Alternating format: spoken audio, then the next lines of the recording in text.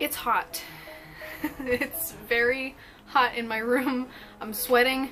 It's only gonna get worse. The sun's going down, so if any of you guys had questions regarding the heat and lighting in my room, there's your answer. I do have a feeling that is not what you guys are interested in. So I have compiled all the questions that I received on Twitter and Patreon and in the YouTube comments and anywhere else you could possibly send me questions, and I have printed them and put them into this lovely Team Instinct hat. So all of these questions are real and from you guys. However, I did want to just briefly go through some frequently asked questions just to get things going. So first things first, I feel like I should just address this guy immediately because I feel like I get asked what this is every single day, and it is a Korg Monotron Duo pocket synthesizer. It runs on batteries. It's about $50 on Amazon if you want to get one. All you do is press it on, and then you just little beep boops, and all these knobs make them different beep boops. I feel like I also get asked how old I am all the time, and I know I'm just like one of those people you look at and you're like, are they 12 or 25? What's going on? But to set the record straight, I am currently, at the time this video is being published, 22 years old. My birthday is October 22nd. As far as hardware and software I use to make my songs and videos, my mic is an MXL V87 condenser microphone, and I run it through a Tube MP Project Series preamp. I pretty much just stick to Audacity to record audio because I don't need anything that complicated, but I do sometimes use Reaper. And for video editing, I use Adobe Premiere Pro. And I know a lot of you are very concerned about when I'm going to put my music on Spotify or iTunes, and I just don't have an answer. To me, it just feels very weird to do that right now. Is that a good answer? Can I say that? Can I say it just feels weird? It'll happen eventually. It will happen eventually, but not yet. I also get asked about doing live shows all the time, and the thing is, I don't know if you guys have noticed, but my fan base is not large, nor is it localized. So it's kind of a weird situation for me to perform live, especially if the goal is trying to reach you guys. So up until now, I've just been using StageIt. Basically, it's sort of like a streaming venue where I can perform shows for you guys directly in my bedroom with my webcam, and I always give out some rewards at the end of each show for the people who tip me the most. For example, the winner of the last show I did received my actual trombone kazoo that has been in my mouth and that I signed, as well as a handwritten letter and like a little heart-shaped picture frame with a picture of me and my cat in it. So I know online shows aren't for everybody, but if that sounds like something you are into, please be on the lookout for the next date I post. And last, for the frequently asked questions, I just wanted to quickly address Patreon because I know there's been some confusion there as well. But basically, Patreon is a platform that allows artists like myself to get paid for the work that we do based on individual works rather than like something like Kickstarter where it funds one giant project over time. And you also get benefits for pledging. It's not just about me getting paid for no reason. For each different tier that you decide to pledge, you get different benefits and rewards. So if you pledge $1 to me per video, you get the MP3 of whatever it was that I did. If you pledge $5 a video, you get the MP3 as well as bonus material from me, like songs I'm working on, rough cuts, lyrics, little insights into what I'm doing, stuff like that. If you pledge $10 a video, you get all of that plus invite-only Google Hangouts with me and the rest of the cat crew that are in the $10 tier. And last, if you pledge $15 a video, you get all of that, plus I will add you back on any social media platform you so desire. But really, Patreon's just sort of my home base. It's where I come to connect to you guys and talk to you and share my feelings. I take all patrons' input very seriously. I love you guys so much. So if that sounds like something you're into, please don't hesitate to check out the links downstairs. Thank you so much. And now, on with the questions. I feel it only right to start with the questions I got from Patreon since they are quite hefty. Without further ado, let's get started. What made you consider creating video game music? Are you looking to potentially make an original soundtrack for a video game? Can we expect more? So this person is referring to my SoundCloud. I recently sort of scrapped everything in my SoundCloud that was just sort of like taking up obnoxious space, and I started working on sort of like instrumental video game style vibey songs. I only have one up so far, so nothing really to fart at, but I did start doing that as sort of a form of stress relief. Like, obviously it's no secret that I love video games and I love video game music. I was just in New York to see the Kingdom Hearts Orchestra play, so like it's very important to me, and it's definitely shaped the way I view music. So in creating my own, it sort of takes me out of the headspace of writing music for YouTube and transforms it into something else that's very stress-free, very unemotional, and really easy and fun to make. And as far as making an original soundtrack for a video game, I'm not actively trying to, but I would absolutely love to do that. So if you know any indie developers looking for some soundtracks, I got it. Yes, you can expect more. Second question, what would it take for you to quit your job and make music full-time? Is it more than just the money? Does fatigue or fear of running out of creative juices potentially play a factor? This question is so thoughtful.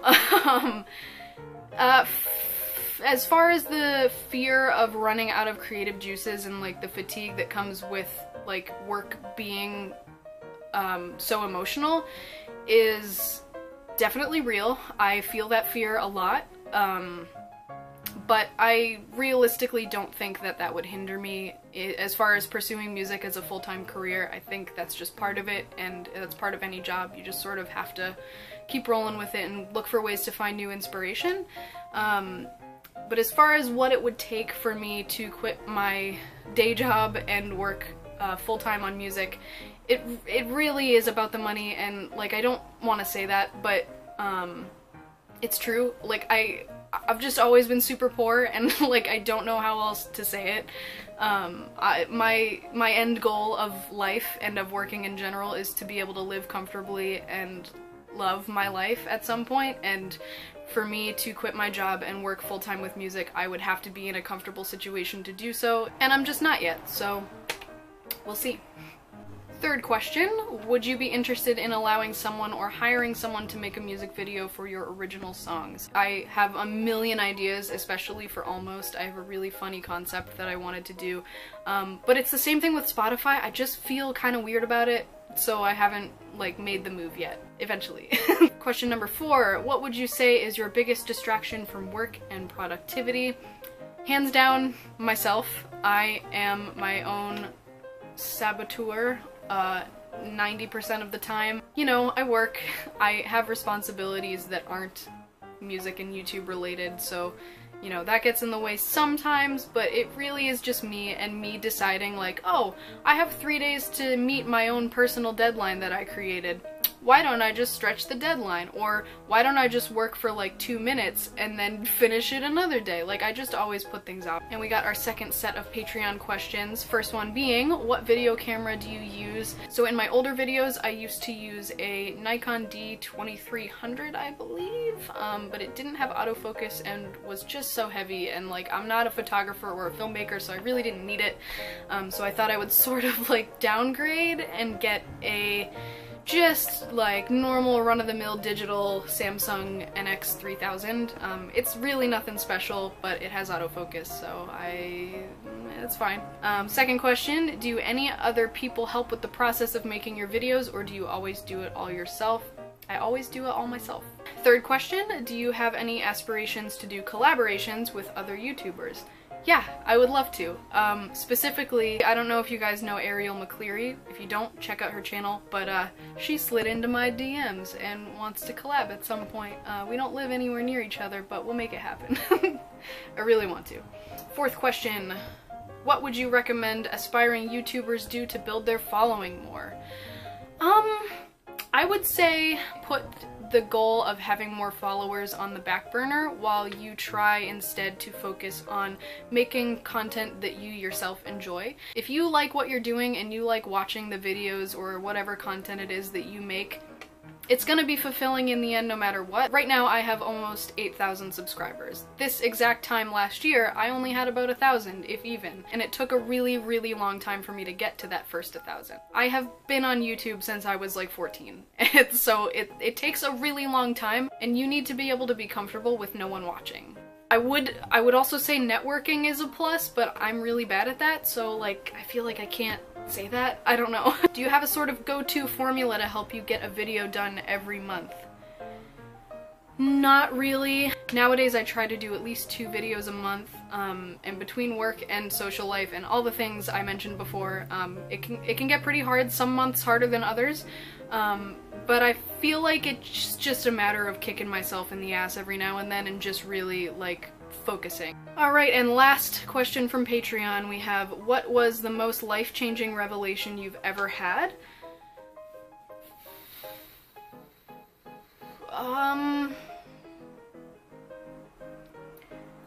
Probably that love is not supposed to hurt.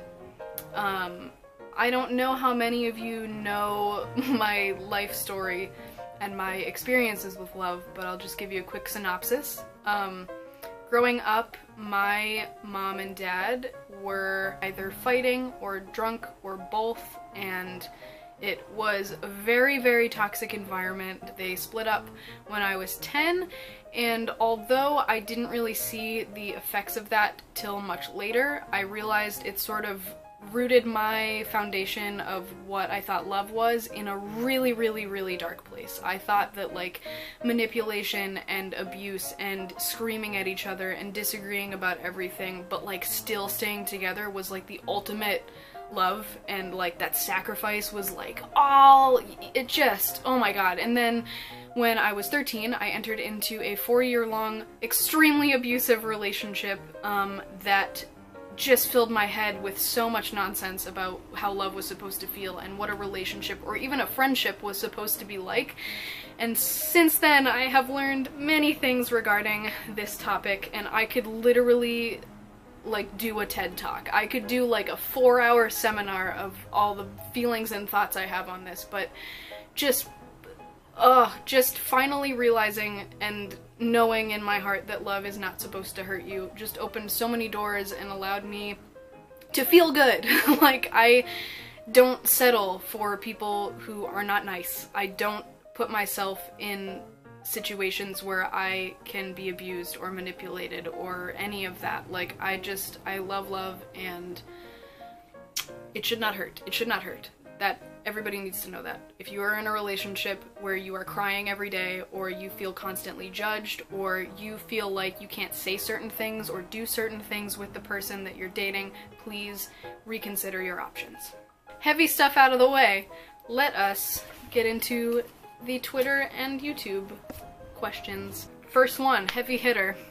I want to know what house of Hogwarts you are in. Ravenclaw for the win. I am a Hufflepuff. Next question, you wake up one morning and a genie tells you that you can master an instrument, but it must be one you've never played. What do you choose? I choose the cello, because I've never even touched it. Top 10 favorite bands or artists. Also, do you prefer to listen to full albums or single songs?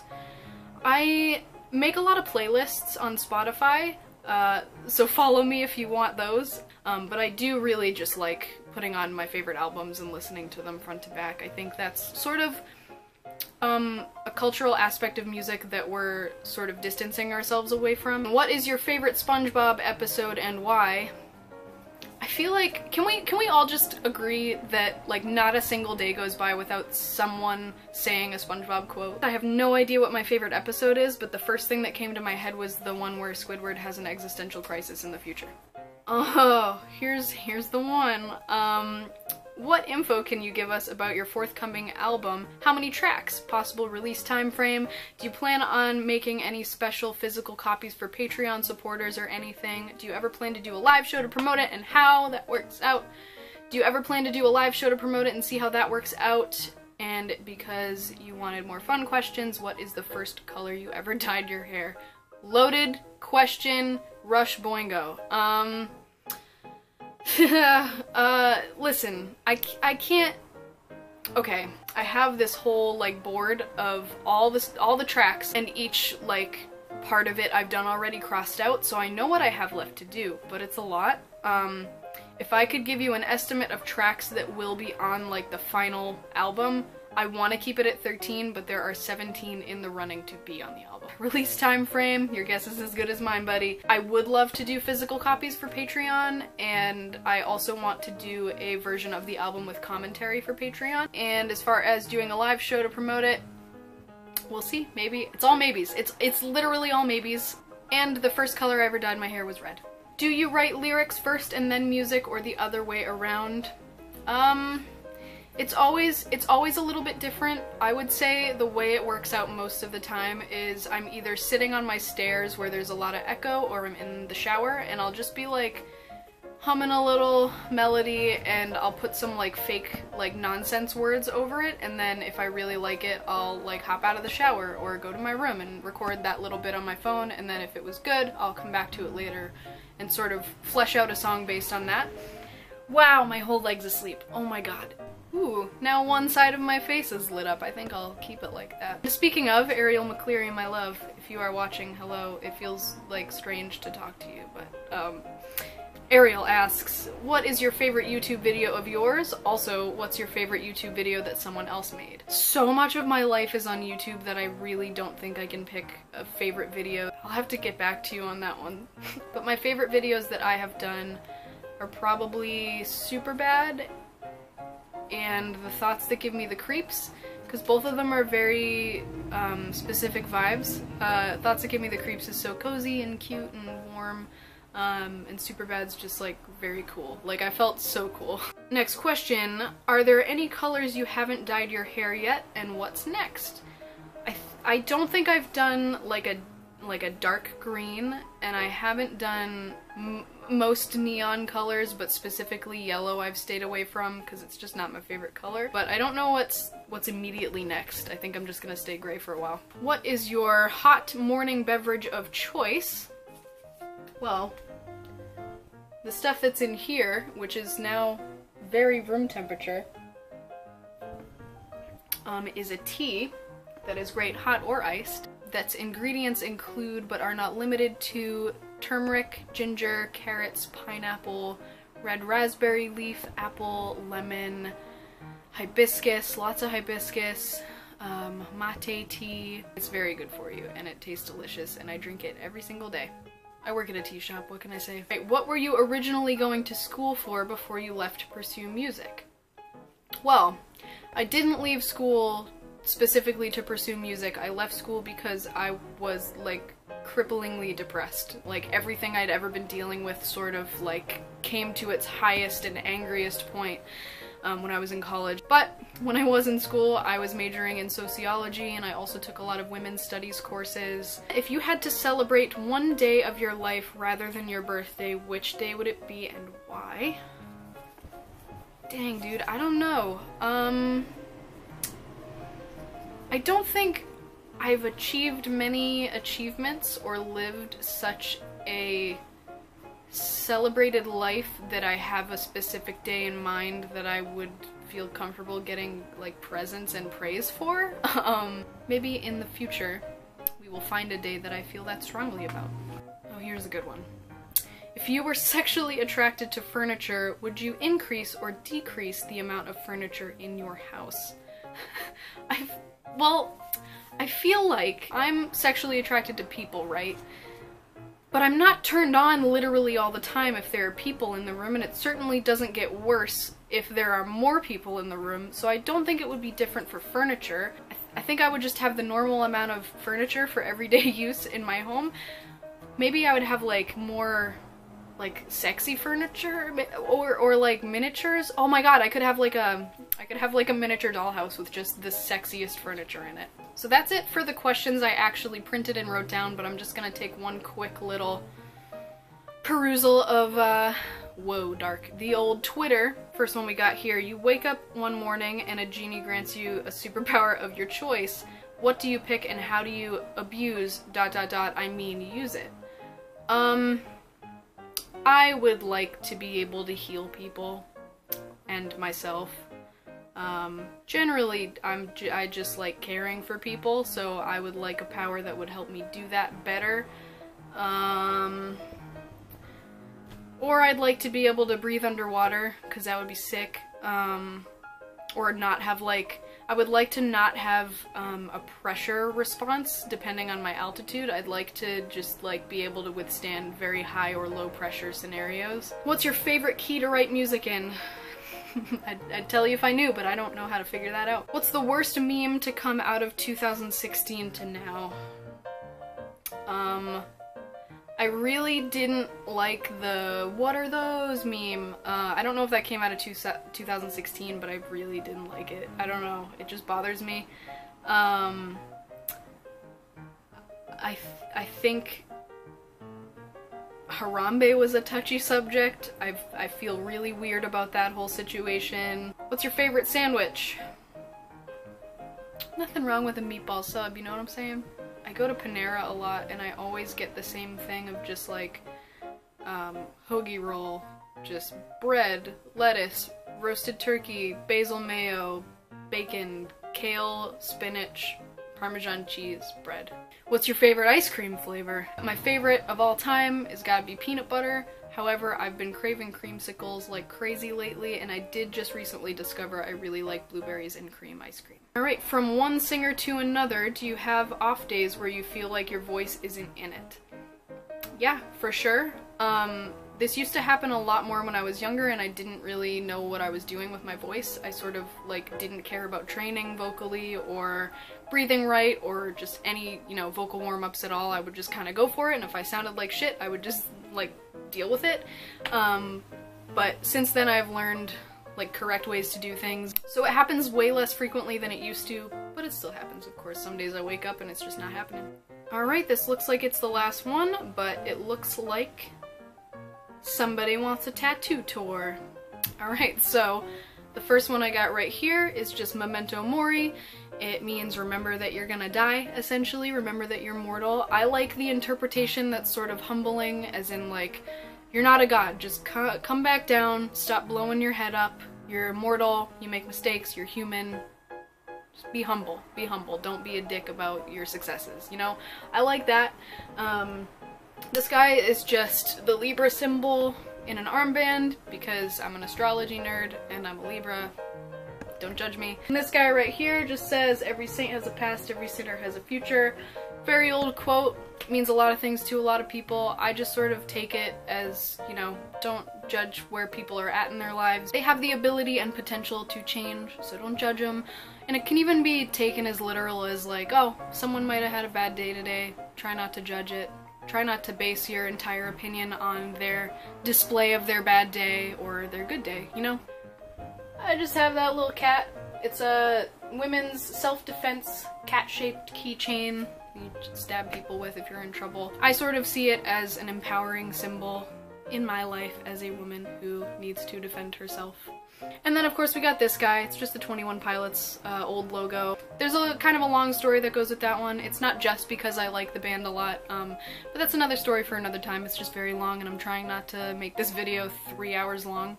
And that's all I got for you. Which is good considering the lack of light that's currently in this room. Hey, my camera died. I did also want to say thank you guys so much for the overwhelmingly positive support on my video for Nevermind. I wrote that song 5 years ago at least, and it's like unarguably the most angsty and overdramatic thing, but it was also the first like specific and honest song I wrote too, so it does mean a lot to me, and it means so much more to me that you guys are relating to it and that some of you have cried over it and keep coming back to listen to it. And thank you so much, Reddit, for caring about it and supporting me time and time again. And just in general, you guys, you are so important and you matter so much to me because you are the people who support growth and art and young artists making their stuff. You should feel awesome about that. You should feel so good and proud that you are part of something this great, because you're good people and I love you guys. And I'm gonna keep doing this stuff as long as I'm breathing, so thank you for being along for the ride. I think that's it. I think that's it. I'll see you guys next month. Bye.